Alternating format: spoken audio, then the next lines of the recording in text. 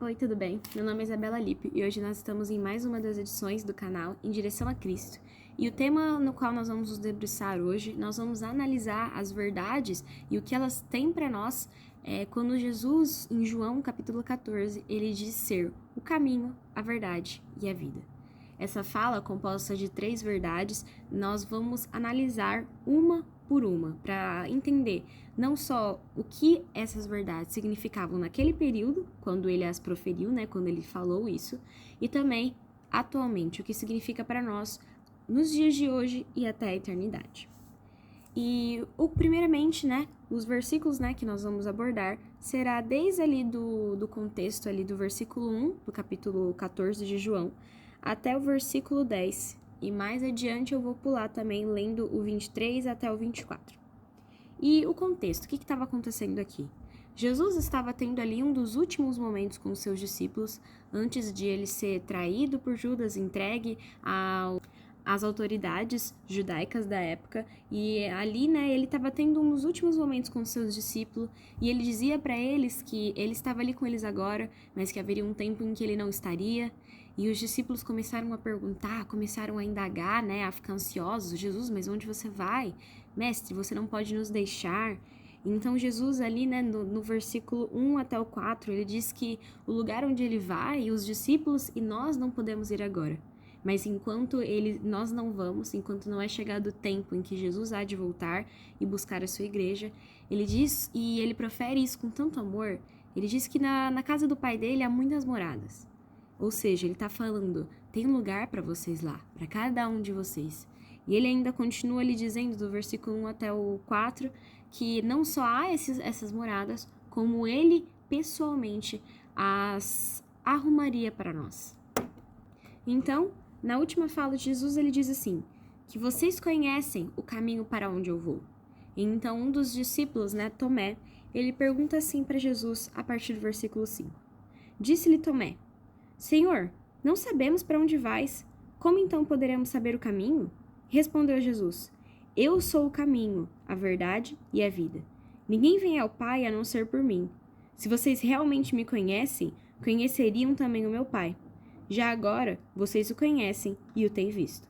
E ainda diz Filipe no versículo 8, Senhor, mostra-nos o Pai, e isso nos basta. E Jesus respondeu, você não me conhece, Filipe? Mesmo depois de eu ter estado com vocês durante tanto tempo, quem me vê, vê ao Pai. Como você pode dizer, mostra-nos o Pai? Você não crê que eu estou no Pai e que o Pai está em mim?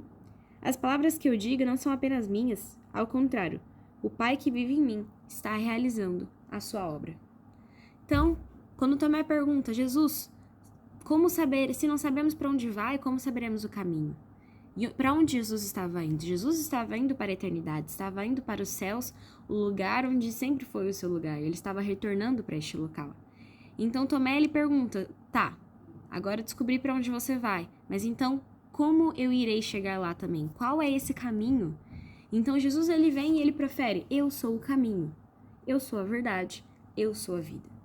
Quando Jesus ele diz, eu sou o caminho, a verdade, a vida, ele fez isso propositalmente, para que, tanto para os homens daquela época, que muitos líderes religiosos acreditavam que o povo e aqueles homens daquela época só poderiam achegar-se a Deus através deles, então eles se colocavam como essa ponte entre o homem e Deus. Eles falavam para aqueles homens, vocês e Deus só vai ouvir as orações de vocês se vocês virem até nós e nós oremos por vocês. Então eles se colocavam como esse caminho. Tamanha soberba que esses homens possuíam, tamanha certeza de si. Eles falavam e eles se colocavam como se fosse o caminho. Então, para aquela época, isso significou uma quebra dos padrões, porque eles falavam para aqueles fariseus hipócritas, dizendo assim, vocês não são o caminho.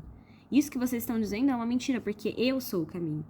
E para nós, nos dias de hoje, Jesus está dizendo, eu sou o único caminho. Aqueles que acreditam em santos, aqueles que creem que Maria é a intercessora, são enganados. Porque ele diz, eu sou o caminho, eu não sou um dos caminhos, eu não sou um dos meios que você pode chegar ao Pai. Não, eu sou o único. Eu sou o único. Então, para nós, nos dias de hoje, significa isso. E sempre há de significar. Porque Jesus ele está dizendo, não tem outro jeito de você chegar ao Pai se não for por mim. Não tem, através das suas filosofias, através das ideologias de outras pessoas, aquilo que os homens ou mulheres dizem ao meu respeito. Eu sou o caminho. Não tem outro jeito de você chegar a Deus a não ser por mim. E isso nos prova ser verdade, porque quando nós analisamos a Bíblia como documento não só de fé, mas também histórico, nós vemos que em todo o Velho Testamento e no começo aqui do Novo Testamento, os homens, quando eles queriam fazer um pedido especial a Deus, ou eles queriam sentir a presença de Deus, eles iam até o templo. E eles não fazem igual a gente faz hoje, a gente ora na nossa casa, coloca um louvor ali para tocar. Não, eles tinham que ir ao templo, e ali do templo, homens orariam por eles, e aí a oração deles chegaria a Deus. Então Jesus ele faz o seguinte, esse espaço que tinha vazio entre homem e Deus, ele se coloca aqui no meio, através da sua cruz, como uma ponte. Portanto, ele é o caminho. E aí, quando nós continuamos vendo, a partir do Novo Testamento até hoje, nós não vamos mais em templos para que Deus ouça nossas orações. Claro, nós vamos à igreja para cultuar, para continuar um culto que já deve acontecer todos os dias da nossa vida. Então, Jesus ser o caminho significa isso. E agora quando ele diz, eu sou a verdade, isso para os dias de hoje, e até para aquela época, tem um significado muito forte. Porque em meio a um mundo cheio de opiniões, né, cheio de pessoas que vêm convictas daquilo que elas acreditam ser a verdade e tentam colocar isso sobre a nós também, Jesus ele chega e ele diz, eu sou a verdade. Então aquilo que aquelas pessoas, aqueles falsos líderes, falsos profetas se levantarem e dizerem, não passa de mentira, e o pai da mentira é o diabo. Então, Jesus, quando ele diz, eu sou a verdade, ele está dizendo que se nós não nos fundamentarmos nele, ou seja, a gente não tem momento de leitura da palavra, nós não termos relacionamento com ele, todos os discursos que vierem até nós vão parecer ser a verdade, porque a gente não tem base, a gente não tem Bíblia. Se nós não termos isso aqui, as palavras da verdade, tudo o que vier até nós vai parecer a verdade, enquanto é simplesmente mentira. Então, isso aqui é simples colocar em prática aquele ditado que diz que mente vazia é a oficina do diabo. E isso é verdade. Porque se nós não temos nossas convicções firmadas na palavra, tudo aquilo que vier até nós, tudo aquilo que nossos amigos, nossos professores, nossos familiares, quem quer que seja, falar para nós, aquilo vai soar como a verdade. Porque eles acreditam de fato nisso, eles acreditam no que eles estão falando. Mas aquilo é a verdade perante do Senhor? Se nós não tivermos Bíblia, se nós não tivermos relacionamento com Deus, nós não saberemos. Então, Jesus se colocando como a verdade significa tudo isso. Significa que não há outros discursos que possam nos levar a Deus. Não, porque aquele que se diz a verdade é somente Cristo Jesus. E, por último, quando ele diz ser a vida, nós temos dois significados para isso. O primeiro é que no início de tudo, na criação, em Gênesis, todos os seres que possuem vida, ou seja, os animais, as plantas e nós, todos nós possuímos vida por conta de Cristo. Porque ele não só nos deu vida, como ele é a própria vida. Então, a primeira verdade é essa. A criação de tudo, todas as criaturas, são fruto dele, são fruto da vida que ele deu para nós e para todas as criaturas vivas. Então, o primeiro ponto, a primeira verdade é essa.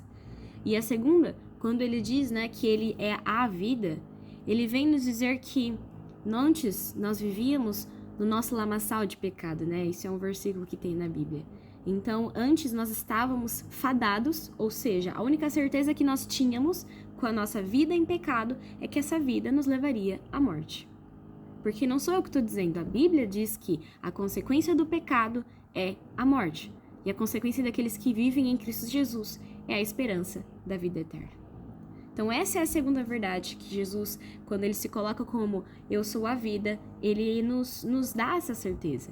Ele diz, ei, antes vocês viviam em pecado, agora porque eu vim e eu coloquei-me como esse sacrifício para limpar vocês, né, para nos limpar dos nossos pecados, agora sim nós temos esperança de vida. E essa vida nele, essa vida em abundância que nós só teremos se nós estivermos em pleno relacionamento com ele. Então, para fechar tudo isso que eu falei, né?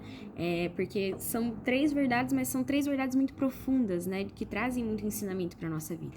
Então, a primeira, quando Jesus se posiciona dizendo eu sou o caminho, ele está falando que não há outros meios de se achegar ao Pai, porque ele foi o único que conseguiu restaurar esse relacionamento entre homem e Deus. Segundo, quando ele disse a verdade, ele está dizendo que todos os outros discursos que fogem daquilo que é a palavra de Deus são simplesmente mentira, ou seja, são frutos daquilo que Satanás está dizendo e não são verdade. Terceiro, quando ele diz ser a vida, ele está dizendo que ele é quem deu vida a todas as suas criaturas e aqueles também agora que são seus filhos. E também está dizendo que aqueles que viverem nele, que viverem, né, reconhecendo ele como seu Senhor e Salvador, terão a esperança da vida eterna. Então, essa foi a palavra de hoje.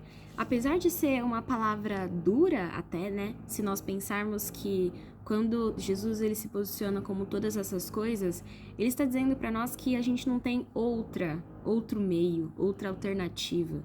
Se nós quisermos nos achegar ao Pai, ele é o único meio. Ele é a única verdade. E ele é o único que pode nos trazer vida, que pode nos trazer e que nos trouxe essa esperança da vida eterna. E eu disse que ela pode ser uma palavra muito dura porque ela nos confronta. Ela nos confronta a vivermos seguindo o seu caminho. E seguir o caminho de alguém é quando a pessoa, imagine que ela deixa pegadas, e nós colocarmos os nossos pés no mesmo lugar onde ela colocou. Isso é muito difícil, porque Jesus viveu em santidade, e isso também nos confronta a viver da mesma forma que ele. Mas, creio que da mesma forma como Deus falou poderosamente na minha vida, também falou na vida de vocês. Beijos, até o próximo vídeo. Não se esqueça de curtir, comentar e também se inscrever e ativar o sininho. Tchau!